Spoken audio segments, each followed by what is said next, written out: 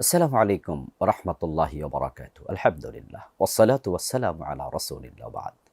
সম্মানিত দিনী ভাই বোনেরা, আমরা জীবন ঘনিষ্ঠ বিষয় ব্যক্তি ও পারিবারিক জীবন ইসলামের নির্দেশনা কি সে প্রসঙ্গে কথা বলছিলাম ধারাবাহিক বিগত পর্বগুলোতে।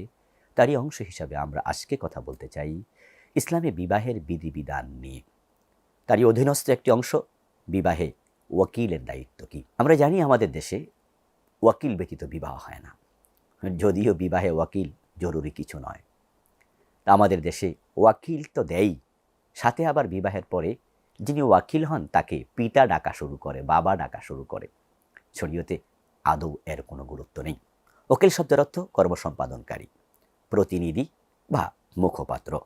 ছেলে বা মেয়ের অভিভাবকের নির্দেশে তার পক্ষ থেকে বিয়ের ইজাবের জন্য কাউকে প্রতিনিধি নির্ধারণ করাকে শরীয়তে ওয়াকিল বলা হয়। অভিভাবক উপস্থিত থাকলে তারই ওকিলের দায়িত্ব পালন করা উচিত।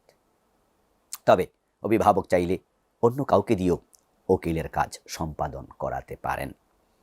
ইজাবের জন্য ওকিলের মধ্যস্থতা বিবাহে আবশ্যক নয়। অনাত্মীয় কোনো ব্যক্তিকে ওকিলের দায়িত্ব দেওয়াও প্রয়োজন নেই। আর যদি দায়িত্ব দেওয়া হয়, এই ওয়াকালতির কারণে, বিবাহের প্রস্তাব দেওয়ার কারণে কোনো আত্মীয়তার সম্পর্ক তৈরি হয় না তার সাথে। কোনো গায়রে মুহাররাম ব্যক্তিকে বিয়েতে উকিল বানানো ঠিক নয়।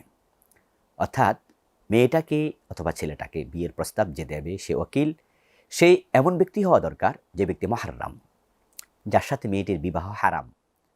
তাহলে সুবিধা হলো ওই লোকটির সাথে মেয়েটি দেখা দিতে পারবে।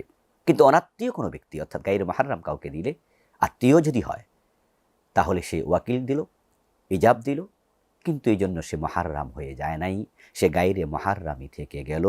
ওই মেয়েটার পিতা হবে না এবং ওই মেয়ের সাথে বিবাহের পরে ওই গায়রে মুহাররাম পুরুষের দেখা সাক্ষাৎও জায়েজ নেই। ওয়াকিল হওয়ার কারণে সে কিচ্ছু হয়নি। যখনই বিয়ের প্রস্তাবনা শেষ, বিয়ের অনুষ্ঠান শেষ, তার দায়িত্ব শেষ।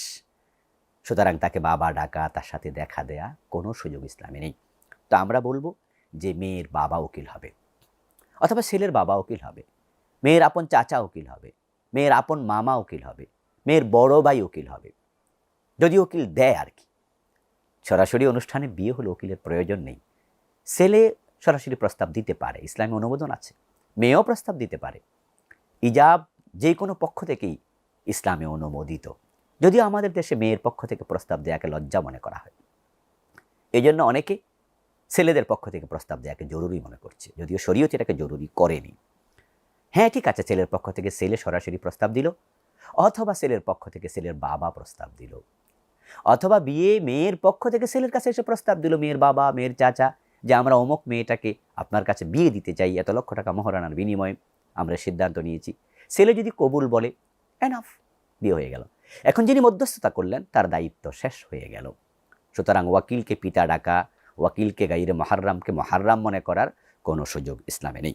এরপরে আমরা যে অনুষঙ্গ নিয়ে কথা বলতে চাই সেটা হচ্ছে বিবাহে হলুদ অনুষ্ঠানের শিষ্টাচার শরীয়ত এলাও করে কিনা। আমাদের দেশে আমরা দেখি যে হলুদ অনুষ্ঠানের নামে বিশাল কর্মযজ্ঞের আয়োজন করা হয়, যদিও ইসলামে এই ব্যাপারে কোনো অনুমোদনও নেই, নিষেধাজ্ঞাও নেই। কেউ যদি স্বাভাবিকভাবে হলুদ দিতে চায় তাহলে সে সারা বছরই দিতে পারে। বিয়ের সময় যদি কেউ দিতে চায় কোনো অসুবিধা নেই, দিতে পারবে। হলুদ দিতে ইসলাম নিষেধ করেনি। হলুদে কারকুমিন নামক রাসায়নিক একটি পদার্থ আছে। এটি দেহের প্রদাহ দূর করে, দেহকে পরিষ্কার করে, ক্ষতিকর জীবাণুর সংক্রমণ থেকে প্রতিরোধ করে। সুতরাং হলুদ দিতে আপত্তি নেই। তবে বিবাহ উপলক্ষে হলুদ দেয়া, হলুদ সন্ধ্যা, হলুদ অনুষ্ঠান, অমকের গায়ে হলুদ ইত্যাদি মোড়কে যে অপচয় ও বেহায়াপনার আয়োজন চলছে, ইসলাম এটাকে মোটেও সমর্থন করে না। গায়ে হলুদের নামে সবার জন্য হলুদ শাড়ি, হলুদ জামা কিনতে হবে। বর কনে একে অপরের জন্য কেক বানিয়ে পাঠাবে, বিভিন্ন রকমের ফল কেটে ডিজাইন করবে।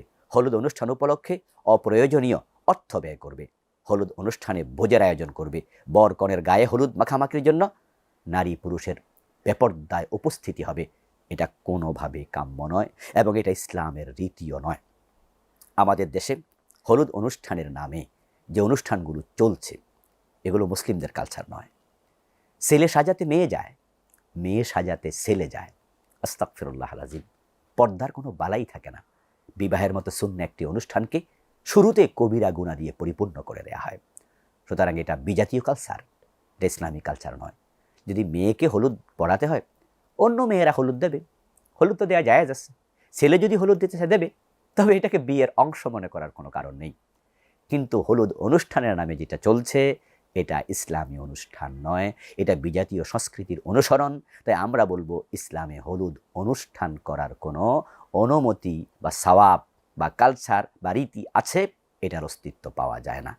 তো যেহেতু আজকে হলুদ অনুষ্ঠানের নামে বিজাতীয় কালচারের চর্চা চলছে, সেহেতু আমরা বলবো এটা পরিহার করা ভালো। হলুদ অনুষ্ঠানের নামে কোনো অনুষ্ঠান আয়োজন না করাই নিরাপদ। আসুন আমরা শরীয়তের এই বিধানগুলোকে আমরা ফলো করি, অনুসরণ করি, মেনে চলি, এতে কল্যাণ। আল্লাহ তাআলা আমাদের সকলকে তৌফিক দান করুন। আমিন। আসসালামু আলাইকুম ওয়া রাহমাতুল্লাহি ওয়া বারাকাতুহু।